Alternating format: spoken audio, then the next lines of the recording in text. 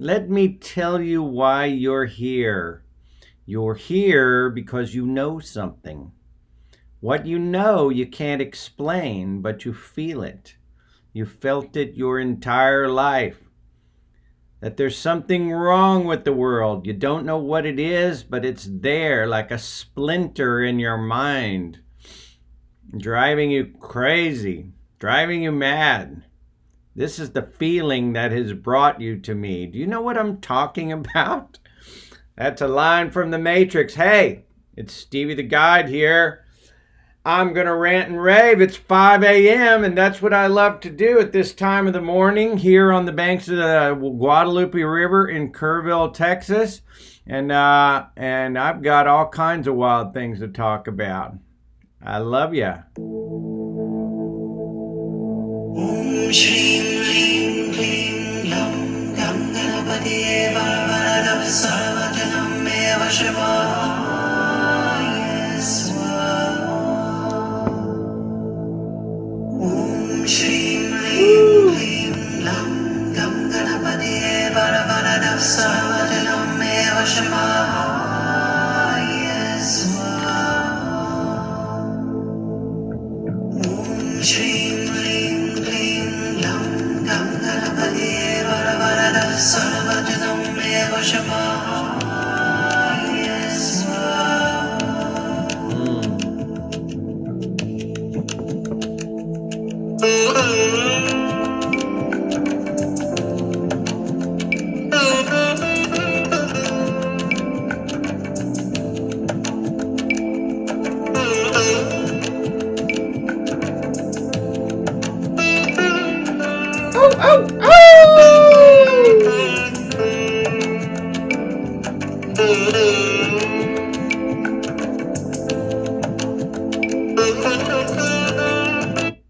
Oh, I love that. I absolutely Shrim Reem.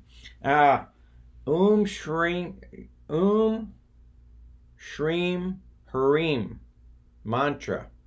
That is the most beautiful music. And it's appropriate for this morning in this talk that I'm going to give because it's of an Eastern culture. I don't know that it's Hindu culture, but that's where I'm going this morning.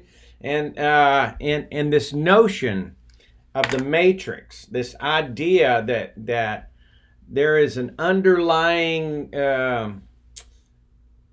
non-physical matrix underneath everything intrigues me no end, and it is really in a way, it's what I talk about all the time, this raising of the vibration. You know, what drives me, folks, is this passion about a higher vibration all the time. How to raise one's vibration in order to achieve a sort of a higher consciousness, this notion of mine, this intuitive notion, right or wrong. And hey, I'm willing to get it wrong, and I'm willing to look ridiculous in my exploration of these things. But it's a need that I have to explore this matrix that it underlies everything. Nothing is solid. Nothing. It only has the appearance of being solid. And where does that come from? Do you ever see the movie The Matrix with Morpheus and Neo? They're coming for you, Neo, and I'm not sure what they're going to do. But if you don't want to find out, you better get out of there fast. That's the most intriguing movie, and I don't know where they got those concepts, but I suspect they got them from Hindu culture, ancient pre-Christian culture, and teachings. And Hindu is not the exclusive, but it's a good place to start. And there's a term, the word of the day, boys and girls, moms and dads, friends and neighbors. The term of the day, it's a Hindu term it means a field arising within and around the Brahman, which is the absolute or the ground of being, Brahman, Brahma. Ishvara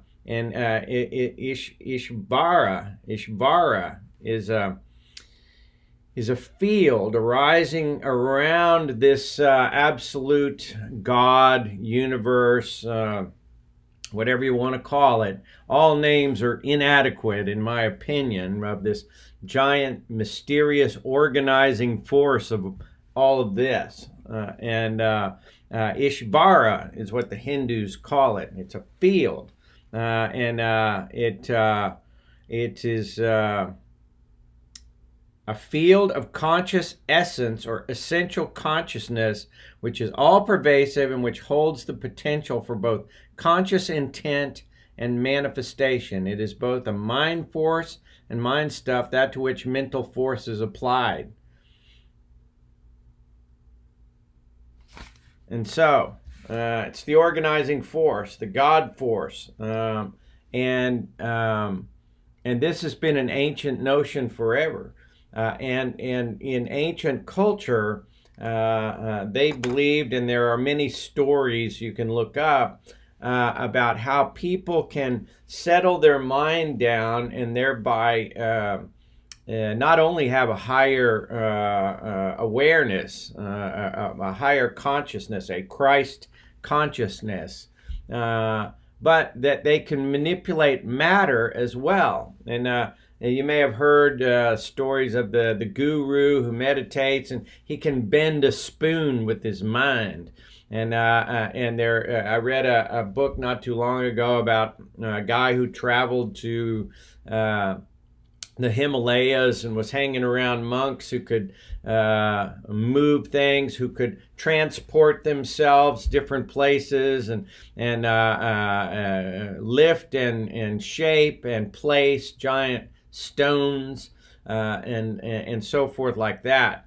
And I've never seen this happen, never been able to do it myself, unfortunately, but the whole concept intrigues me, and a lot of that is centered around this Hindu Brahmin notion of Ishvara, this field of consciousness that is the organizing force of all things. And if one could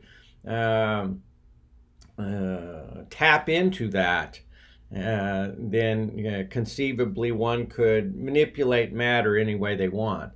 And scientists know all about this, especially the physicists. And if you look at what I've talked about in the past, the Hadron Super Collider is the biggest machine that people have ever made. And most people don't know that. They're oblivious to what this thing is. It's over in CERN, Switzerland, and it's a 17-mile atom smasher, accelerator that smashes particles together to see how the underlying energy field works. And where does all this come from? The big break in physics, and this is what I'm talking about today. And I'll be groping at it, but it intrigues me, so I'm going to keep groping. This Hindu notion of Ishvara, it is so much in keeping with modern physics and this unified energy field. Dr. John Hagelin, who I think I've also mentioned, is the head of Transcendental Meditation in this country, the Maharishi Institute, Maharishi Mahesh Yogi, which you might recall if you're old enough that the Beatles went to visit over in India and studied meditation, especially George Harrison, who learned to play the sitar and all that. And on a lot of the Beatle albums, or at least a couple of them, there is that sitar and Hindu music similar to what I just played there.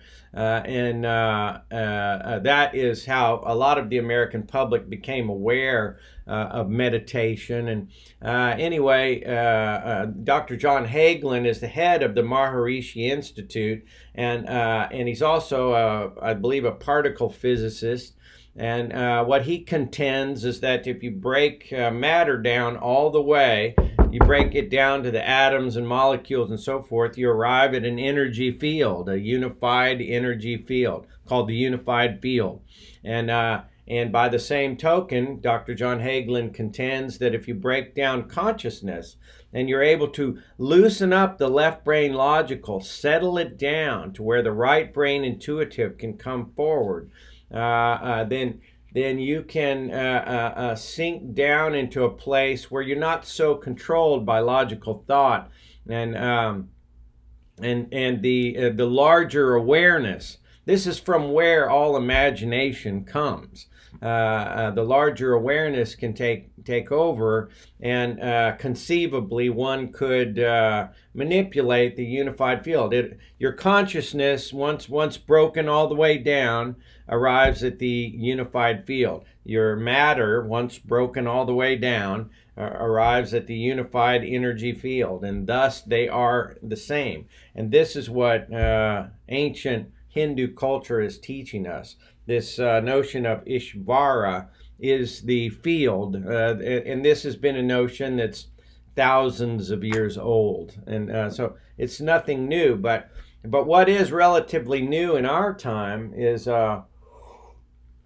modern physics. In Newtonian physics was the original physics. You know, Sir Isaac Newton and the apple falling from the tree, and gravity, and all those basic things. But and I'm not a physicist. I don't know all the inner workings. But I'll tell you, everything changed when Max Planck. This guy Max Planck fascinates me. Max Planck, who is he? Max Planck. Max Carl Ernst Ludwig Planck was a German theoretical physicist whose discovery of energy quanta won him the Nobel Prize in Physics in 1918. The Canadian Patriot publication describes Max Planck as a classical pianist and revolutionary physicist. And so what was Max Planck's deal? Max Planck created Max Planck theory, or Planck theory.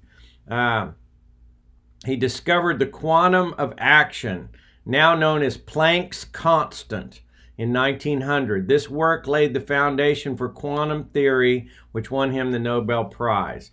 And when asked, does Max Planck believe in God, he says, "This spirit is the matrix of all matter." Planck regarded the scientist as a man of imagination and Christian faith. He said, both religion and science require a belief in God. All right? And religion and science require a belief. And he considered them linked. Religion and science were linked together. They're the same thing, and this is exactly what the Hindus thought in this unified field. If they had come into the age of physics, which I'm sure many of them have, there are millions of Hindus in the world today, and many of those are Indian scientists and physicists who I'm sure see the linkage between religion and science, religion and physics. And it's amazing. So the advent of quantum mechanics in the late 1920s gave rise to a more reductionist approach. The gross elements of the observable world were divided and reduced into smaller and smaller particles in an attempt to understand the principles of the underlying phenomenal world. Today, the dominant scientific paradigm acknowledges that matter, as such, is non-existent.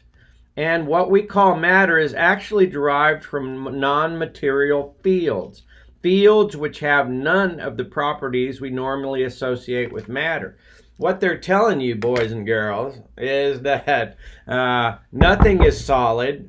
You break it all down and all you get is an energy field. And so, in fact, what our greatest scientists are telling us, and what they're spending billions of dollars on over in CERN, Switzerland, and elsewhere around the world, is to understand this underlying field. What they're telling you is that the matrix is real. all right? The matrix is actually real. We do live in a matrix world in which nothing is solid. You take a piece of, tempered steel, and it feels hard. You hit somebody on the head with it, it's going to hurt. But it is in fact an illusion of molecules that are sort of glued together. And if one understands this underlying field, one can manipulate matter. That is exactly what they're doing in CERN, Switzerland, is trying to figure out how they can use and manipulate the energy field to shape matter, to move about space, to think about on Star Trek. My dad and I used to watch the TV show Star Trek. And they had that transporter machine, which you step in it, it turns your whole body into molecules, and you shoot over a beam of light to somewhere else. And I remember telling my dad, they'll never figure that out. And my dad looked at me and he said, "Don't be too sure, son. Don't be too sure." Because when I was a little boy, all we had was the radio. And Buck Rogers used to go up into outer space on this radio show, and he'd get in his little spaceship and take off for the moon, and that was just a fantasy just a few short years ago. And now the space shuttle, this was back probably in the 80s, the space shuttle goes up there like a tour bus. It seems like every month they're shooting up a rocket into outer space. People are walking around in space suits and, living in space stations and so forth. He said Dick Tracy, if you're old enough to remember Dick Tracy comics, in the newspaper on Sunday, you get these color comics, and we still do, I guess, but I never read the newspaper hardly anymore. But Dick Tracy had a bunch of gadgets. One of them was a wristwatch that you could talk to people and see them, in real time, and now that's real. And so basically what my dad was telling me was anything that men can imagine, sooner or later it becomes true. And if you look back at movies that seemed advanced for their time, much of that comes true now. It's going to come true. Modern physics of our day says that transporter machine is actually possible.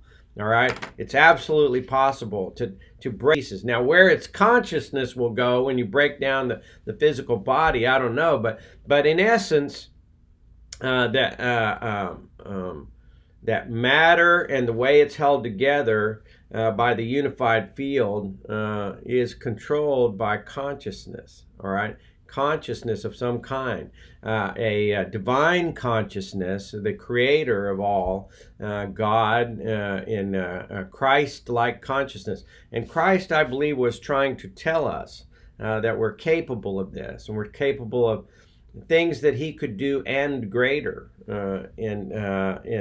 I think this second coming of Christ, basically, Christ was telling us, you know what, humanity's not quite ready yet.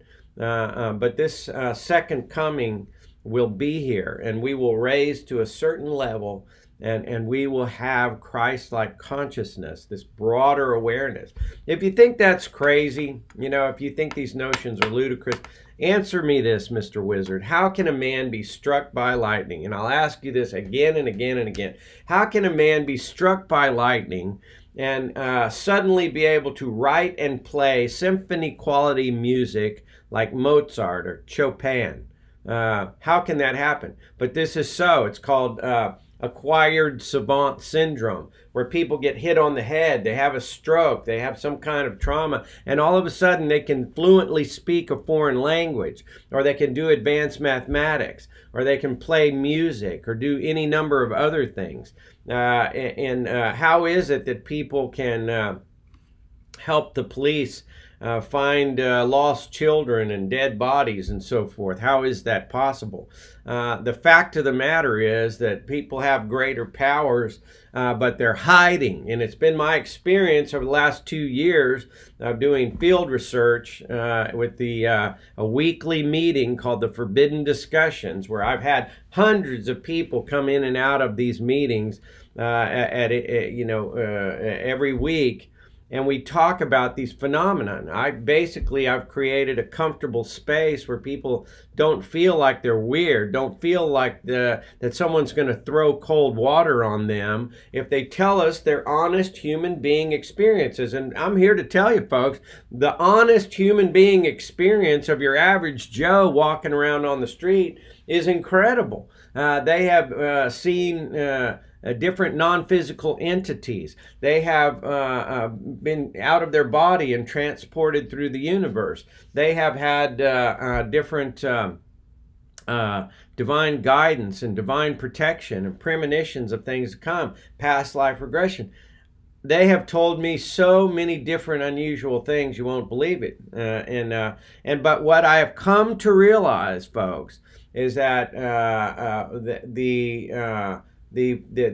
powers of the Christ consciousness are there. All right, they're already there. They're just hiding. And why are they hiding? They're hiding in this cloak called normal. They want to be normal. They don't want to show their I don't call them supernatural powers. I call them natural powers.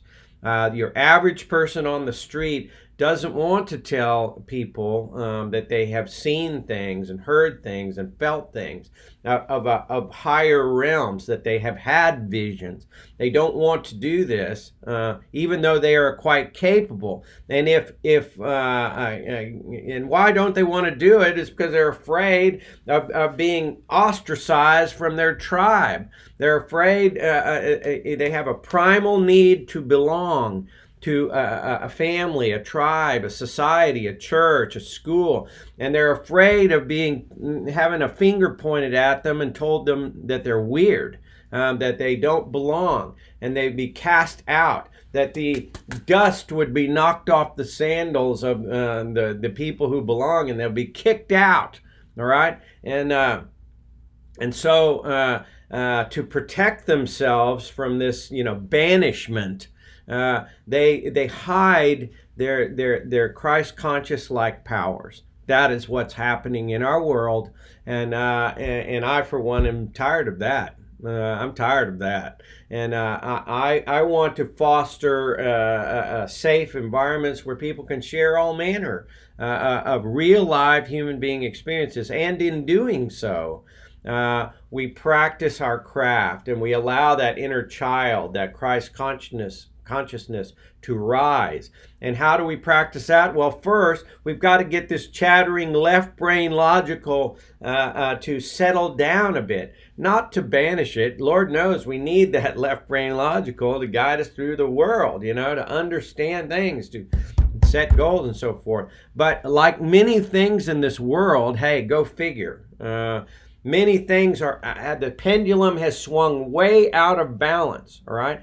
And I believe it is because of this left brain dominant world that so much has swung out of balance. And so if we swing it back in balance, there'll be much more of a harmony, and people will be able to access a greater amount of information. Because we are cowered into not believing that, we're stuck in this place of left brain logical, and we're not using our potential. They say, you've heard it maybe all your life, as I have, that we only use a small portion of our brain, all right? We only use my brain is much greater. Why is that? Okay. Well, I submit to you that it's probably because we're cowered into not using the right brain. All right. We're afraid. We've been taught by religious authorities and teachers in school, by parents who don't want to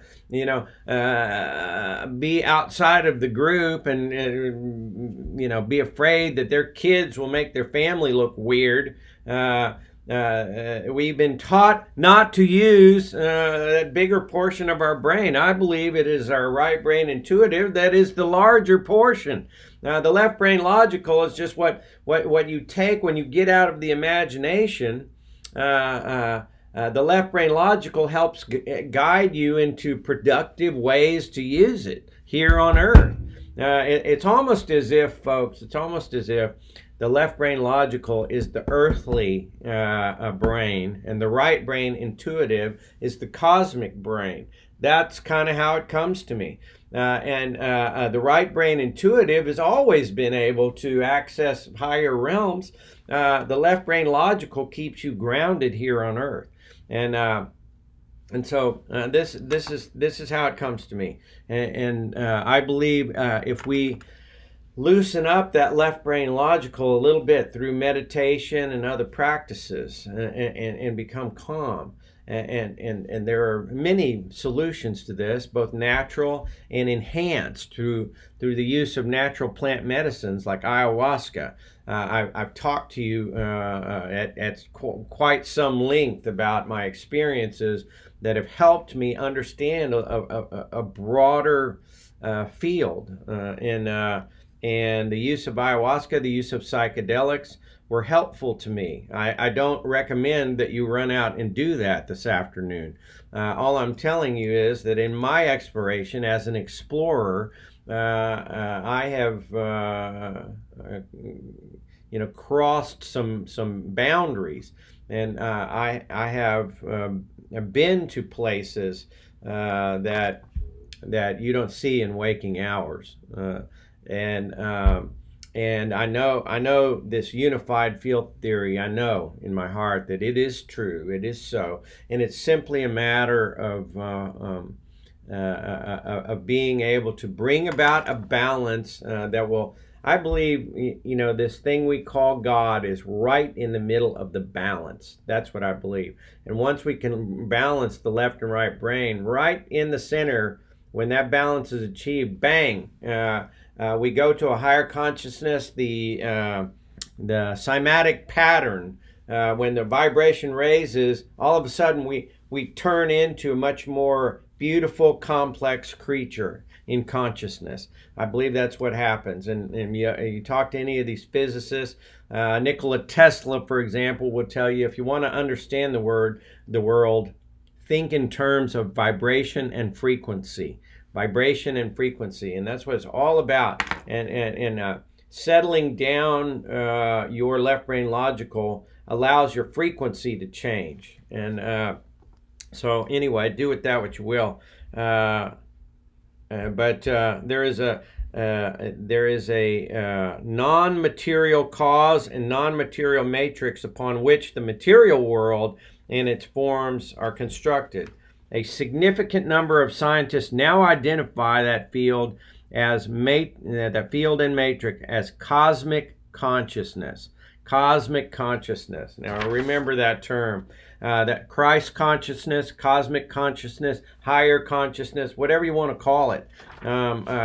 Human beings are capable of much more than we are doing now, and it has to do with this unified field, and we can access it through our consciousness. Whereas we have long believed that the nature of consciousness. Whereas we have long believed consciousness to be a byproduct of the brain, modern researchers are now considering the idea that consciousness is a universal field, and the relationship of the brain to consciousness is not unlike the relationship of a computer to the internet, or of a radio to the radio signal, of a television to the television signal. If you take your television and throw it on the ground and break it, well, it's not going to work anymore, but nothing is going to happen to the television signal. If you throw your laptop into the lake and it doesn't work anymore, that internet is still out there. You're just not getting the signal. It's the underlying signal. It fascinates me that most people they they take for granted that they use this thing all day, a telephone, and it operates on these invisible airwaves, and but somehow the use of your brain, which is the best computer ever made, cannot do that. Well, think again, Sherlock. Your brain can do that, and it's just a matter of learning how that computer works and adjusting that radio station to where the signal comes in. And you want a different signal, you change the station, you get to a different frequency. That's how it works. All right, and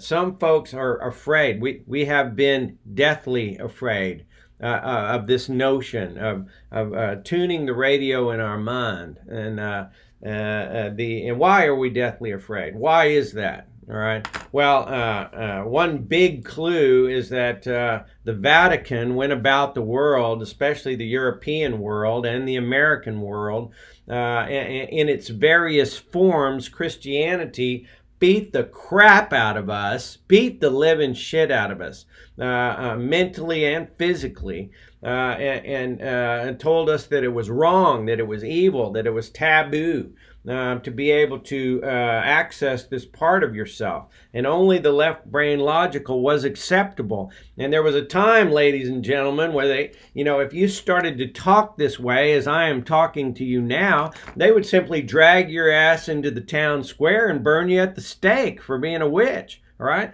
And this happened for hundreds and hundreds of years. All right. And so when your little family saw poor Mrs. Smith being burned at the stake or hung in the town square, or somebody being drawn and quartered, or somebody's life being wrecked, or somebody being dragged off to the mental institution because they were crazy and deemed by the church to be crazy, it frightened the living shit out of people. That's what's happened. All right, and authorities of all kinds do not want a strong, intuitive population. They don't want this. Why? Because it's harder to control the population if they are using their intuitive powers, and so that is a dominator culture, folks. When you hit the ground here, I don't care how old you are, you ain't very old, all right? A wise man once told me, be humble. A lot of stuff happened before you got here, all right? And that is true. A lot of stuff happened. And so what you were taught and those vibrations that you picked up on when you were a kid, and from the years of 0 to about 6 years old, you had a wide open, childlike wonder. And then, all of a sudden, for most people, that shuts down. And they become distracted by their teaching and the box that they are basically placed in. There are some special people in the world who they would not allow themselves to be shoved into the box. And but for most people, and the reason that this is a hard concept to grasp, because most people have shoved their intuition so down deeply into their soul that they're not even sure where it is anymore. But it is an awareness that you have this, and each and every person, I don't care who you are or how stuck in the left brain logical you are. Everyone has this deep well of the soul, this higher consciousness, and it can be developed. It can be nurtured. When a little kid comes to you, when it's just small, and it says, "Hey, will you play with me? Will you play with me?" And you constantly send it away and tell it to be quiet, speak when spoken to, and nothing more. And you do that a few times. Guess what that child's going to do? That child's going to go off to its room and not want to play with you anymore. All right, and that's what happens to your right brain intuitive. You banish it, and then it goes down inside of you and stays quiet. And because it's afraid of coming out, it's afraid of being rejected. Very sensitive child, that right brain intuitive, and so my encouragement to you and everybody on this planet is to become aware of this right brain intuitive and to develop it. And one of the great ways to do that, I've told you about this book, The Artist's Way. The Artist's Way by Julia Cameron. Let's see, where is that thing?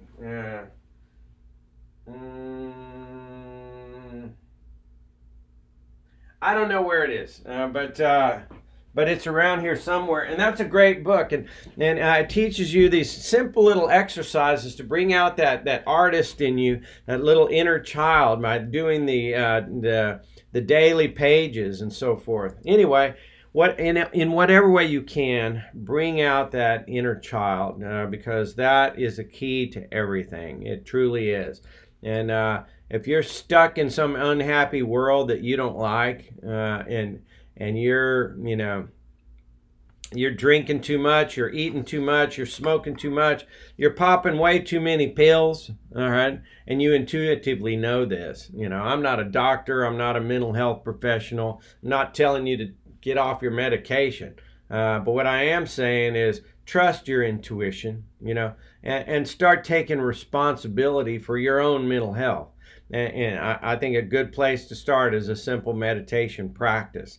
And you will begin to get a deeper wisdom, a broader awareness. And you will become, my exercise here, ladies and gentlemen, is to lessen my fear, to make my fear subside, and to allow my right brain intuitive to come forward, my inner child, to paint my pictures, to sing my song, to dance my dance, and to not be afraid what you think about it, and if a few of you like it, that's great. But my exercise here is to do my art, to practice my craft.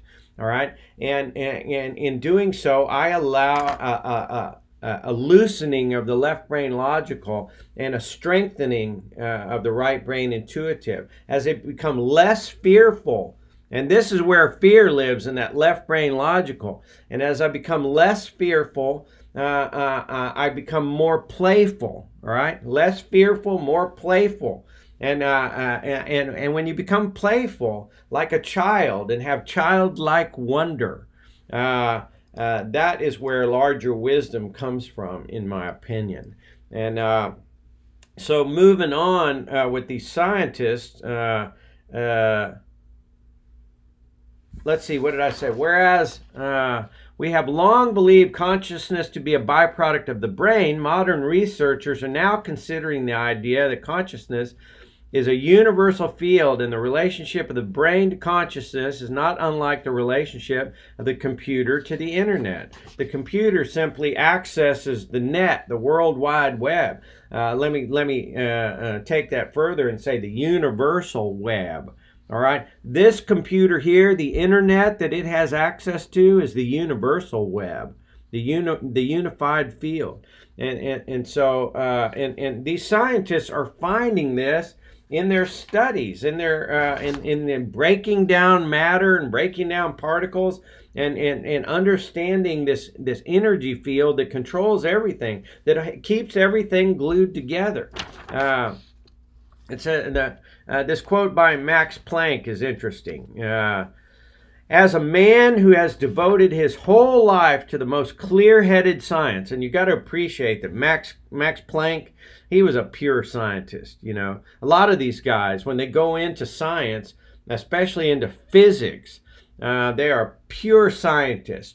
It has to be measurable and observable and provable, and unless you can show me, I don't believe it. All right, you got to prove it. All right, but as these scientists go deeper and deeper into physics, they come up with stuff like this.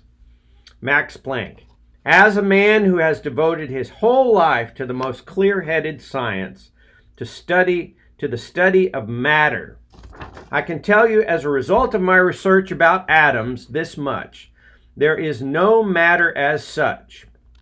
All matter originates and exists only by virtue of the force which brings the particles of an atom to vibration and holds that most minute solar system together. We must assume behind this force the existence of a conscious and intelligent mind. This mind is the matrix of all matter. All right. Now let's break that apart.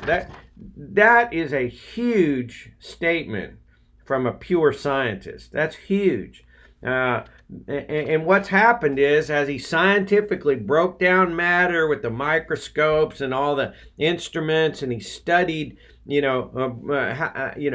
breaking it down through, physics. These are the people that brought you the atomic bomb, folks, the hydrogen bomb. These are the people that could take a glob of plutonium, like this big, and blow up a whole city like Hiroshima or Nagasaki. These people are serious people, and for some guy to say, let me read this again.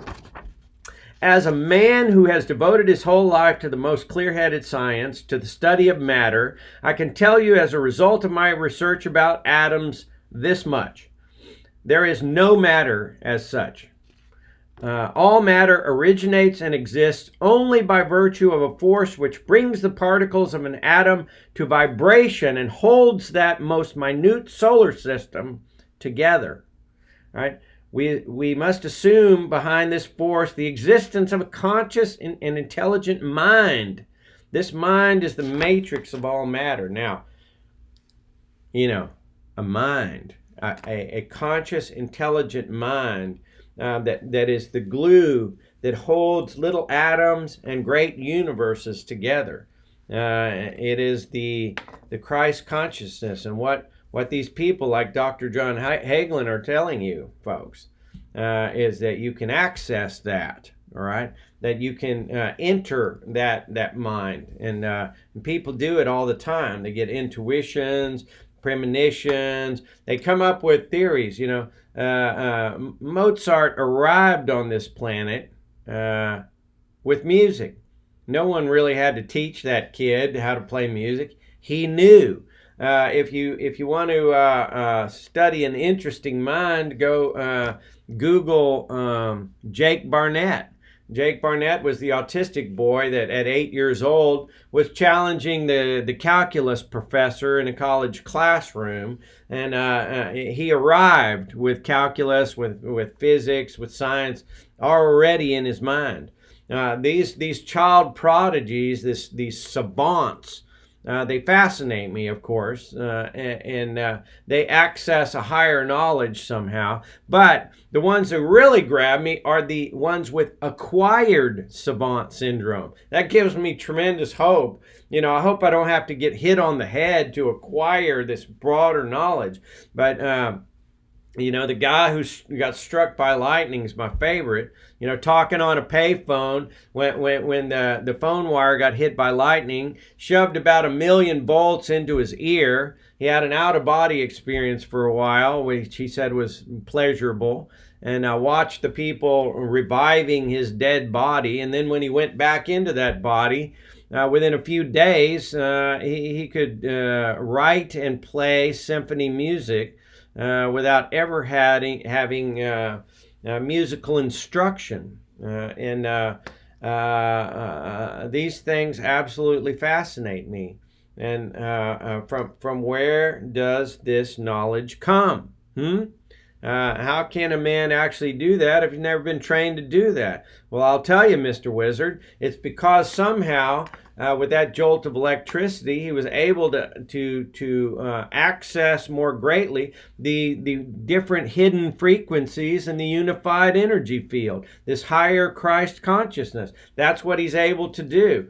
And it's obvious to me. And so if this is in fact possible, and there are quite a few documented cases you can go and look at of people who have accessed this field of information, and they access it in all kinds of different ways. And Albert Einstein is sitting around for a year or two as a lowly patent clerk, and he comes up with these theories that change the world. And this is how it's going to go more and more, ladies and gentlemen, whether you understand this or not. this is how it's going to go. And people, these awakenings that are going on are absolutely real. And I felt quite a bit of it myself. And what I, they call it the shift. This shift is going on. And at first, when I started looking at that on the internet, I thought, man, that's bullshit. I mean, what's up with that? But the further along I go and the more events that take place in my life, like Kundalini, like vibrational healing, like studying under Buddhist monks, and meditation, and taking a plant medicine under shamans in South America. And they've enabled me to look back over the course of my life and see all these different things that have occurred. And so I'm thoroughly convinced of what our greatest scientists tell us, that there's a higher consciousness here that keeps everything glued together, keeps the order together, and that we can access that and understand it and use it, and use the full potential of our brain, which is not left brain logical. All right, it's right brain intuitive, and that we are on the brink of this greater shift in consciousness, this changing of the cymatic pattern, and it has to do with the raising of your own vibration. You say, how can I change the world? It starts right with you, and not with your family, not with your children, not with your community. It starts with you. And I'm talking to myself here, folks, because I have trouble with this chattering left brain logical mind. It's full of fear, full of neuroses, full of, regret from the past, or, fear of what people might think, or whatever it is. But I'm getting over it, and I'm waking up. And so as people raise their own vibration, they balance their left and right brain, they gain more access to this higher consciousness, their vibration goes up. I believe their powerful electromagnetic heart energy raises. All right, and as it gets bigger and broader, it permeates people around them, and their vibration goes up. And at some point, the cymatic pattern of human consciousness will change. It will shift. And all of a sudden, all of humanity, just like the walls of Jericho coming down, after the people are blowing that trumpet around it, they reach a certain harmony, a certain vibrational tonality. And all of a sudden, bang, the walls just fall down, all right? And the walls here of our consciousness are on the brink of falling down. They will fall down, and we will be able to see past. I love this picture, and I don't have a very big picture of it, but this is the picture I use in the Forbidden Discussions, if you can see it. And it's a picture of a man who's in a world, but all of a sudden he pokes his head through and he can see into that broader world. And I love that picture. And I've looked around. That is a classic alchemical picture, turning lead into gold. All right, that is an alchemist picture that I can't find who the painter was. I can find the library in England where it was housed, but it's a beautiful picture. It's probably my very favorite picture in the whole world, because it gives hope that one can actually look through this veil and see into the broader picture, the broader reality of our world. We are in this matrix, and once we can understand better how it works and how we function in it, the more happy and the more equitable, the more balanced this world is going to be. And so there's a couple of other quotes from these famous physicists. And let's see, this guy named David Brahm. David Joseph Brahm he died in 1992, born in 1917, was an American scientist who had been described as one of the most significant theoretical physicists of the 20th century, and who contributed unorthodox ideas to quantum theory, neuropsychology, and the philosophy of the mind. That's David Brahm. David Brahm says, space is not empty. It's full, a plenum as opposed to a vacuum. And it is the ground for the existence of everything, including ourselves. The universe is not separate from this cosmic sea of energy. So space is not empty. And Max Planck talked about the Millennium Run. The Millennium Run is a nervous system that runs throughout the universe. It is an energy field. Millennium Run is the unified energy field, and it is the nervous system that controls all matter. It organizes everything. And you might remember when I was talking about a psychedelic experience on an airplane going to Atlantic City, New Jersey, way back in the 80s when I was kind of risque. I looked out the window of this airplane and I could see an intricate web of energy, and I watched it for a couple of hours. The most beautiful thing. And later in years, I saw a picture of Max Planck's Millennium Run, and guess what, folks? It looked exactly the same. When I saw that picture of this underlying nervous system of the universe, and they have a picture of it, that is exactly what I saw out of the window of that airplane. And so do with that what you will. This has been my real live human being experience. It's what I'm going to give to you unfiltered and unafraid to tell you exactly who I am. And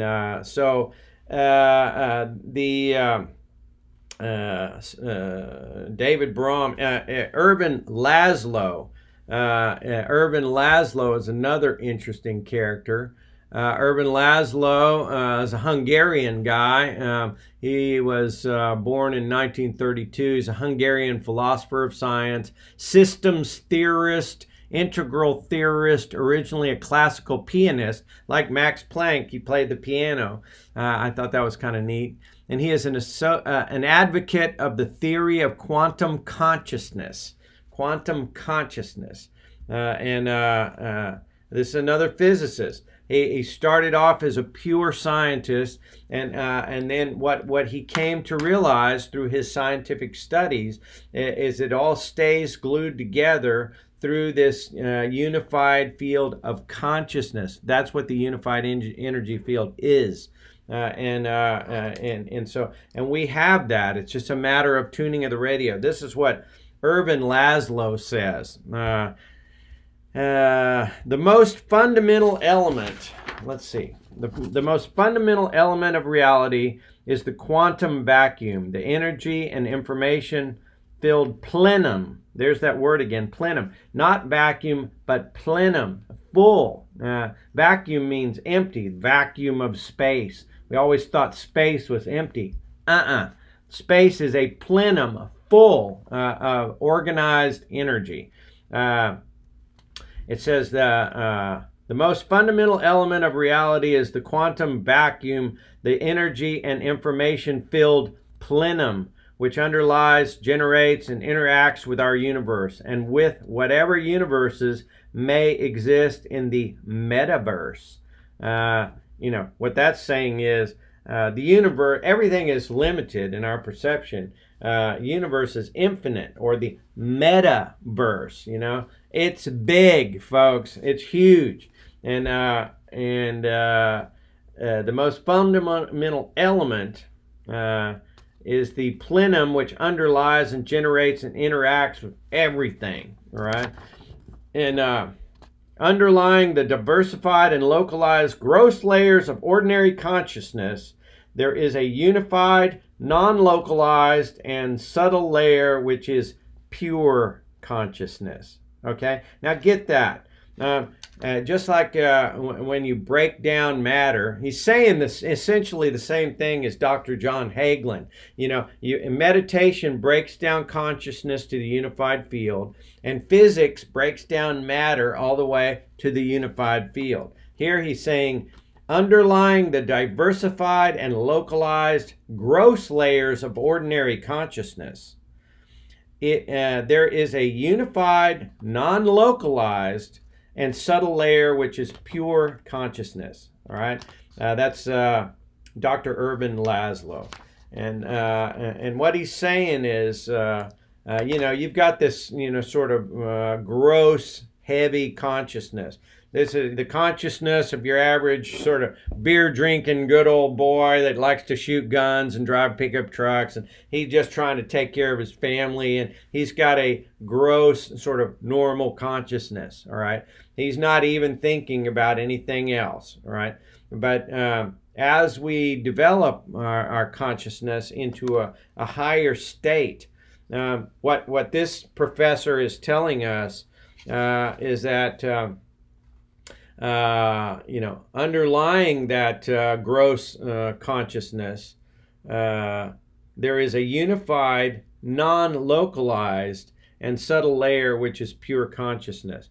Non-localized. Okay, what does that mean? It does not reside in your head. Your consciousness does not reside in your head. It is non-localized. You have access to the higher frequencies, which is what we've been talking about. All right, the raising of your consciousness by settling down this gross consciousness of the left brain logical gives rise to a much higher, what does he call it? Pure consciousness. Pure consciousness. And pure consciousness meaning that you have no obstruction between your own gross consciousness. There's no obstruction there between your sort of normal human consciousness and your ability to access this greater level of consciousness, which is the organizing unified energy field that is the fabric that keeps everything together and knows everything. This notion of the Akashic records is intriguing. The Akashic records, that all things that have ever happened, all things that have ever been thought, all conversations that have ever been had, all classes that have been taught, all books that have been read, everything that's happened, everything that is known in the universe since the beginning of time, whenever that might have been, everything is on record. And nothing is new under the sun. That's what the Bible tells us. I think that was Ephesians. There's nothing new under the sun. All right, and any knowledge that you get, any wisdom, is basically a rehash and a retwist of anything. You personalize. You take facts, and any good pastor will do this. He'll take the Bible and he'll read a passage out of it, and then he will take it and shape it with his own personal experience. He'll read a passage, and like Jonah and the whale, and then he'll say, back when I was a boy, my dad told me to do something and I didn't do it, and I ran in the other direction and something bad happened, and then I finally came back and did the right thing, and because God told me what to do. And so I guess the point of all that is that you are at liberty to access all information and personalize it and deliver your own message, to know your own things. I don't know where I'm exactly going with all that, but it's fascinating to me, and I want to turn these rocks over in any way that it comes to me, and that's what I encourage you to do. Be an explorer. Explore your own intuition. Hey, meditation is one of the great ways of exploration. I have traveled physically all over this planet, and it is beautiful. It is well worth your time. This planet is the most magnificent thing. I've been at the bottom of the ocean. I've been on top of mountains. I've been in jungles. I've been in tribal, areas where people live and believe all sorts of different things, and it's fascinating. I love people, and I love you. But meditation is another wonderful way. You can sit right there in your house, right there in your quiet little room, and you settle that left brain logical down, and you just pay attention to your breathing. And a wonderful Buddhist monk by the name of the Venerable Santita, is Katapuna. He's at the Jade Buddha Temple in Houston. Wonderful man, speaks good English, and he's from Taiwan, I believe. And he described meditation very simply to me, and I'm going to leave you with this. Your mind is a chattering monkey, and it wants to talk all the time. You're never going to shut that monkey up. But when you close your eyes and that monkey starts to chatter, you just simply give that monkey a job and say, monkey mind, pay attention to my breathing. That's your job. All right. And go about the exercise of letting that monkey pay attention to your breathing. And when it wanders off, remind it, hey, monkey, come back to your job and pay attention to your breathing. Close your eyes for 10 minutes a day. And start with that. And it's best for me to do it first thing in the morning when I wake up when things are quiet. And sooner or later, you begin to access, you hit the front edge of that unified energy field, that Christ consciousness that is pure consciousness that our scientists talk about, that has been talked about forever and ever in Hindu culture, and this notion of Ishvara, this field of conscious essence or essential consciousness, which is all pervasive and which holds the potential for both conscious intent and manifestation. And that's about all I have right now. And I love you very, very much. And I hope you have a wonderful day. It's Friday, so I won't see you till Monday. This is Stevie the Guide on the banks of the Guadalupe River here in Kerrville, Texas. I love you and take care.